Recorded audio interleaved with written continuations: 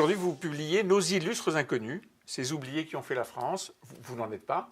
Vous êtes aujourd'hui parmi ceux qui commentent le mieux la vie, non pas la vie politique, mais la vie institutionnelle de la France.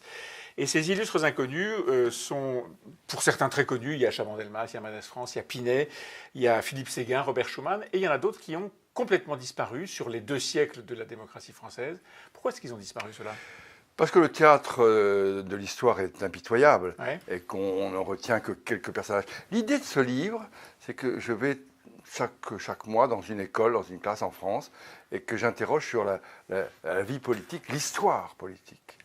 Et je me suis rendu compte que nos enfants qui ont 12, 13, 14 ans ont complètement zappé l'histoire de la République. Parce qu'elle n'est pas enseignée ? Parce qu'elle n'est pas enseignée. Quand j'interroge aussi sur notre société, je me rends compte que les gens ne croient plus à la loi.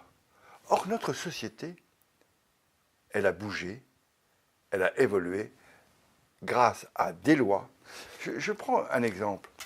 Aujourd'hui, le droit de la famille, le droit des enfants naturels, le droit des enfants adultérins est reconnu. Oui.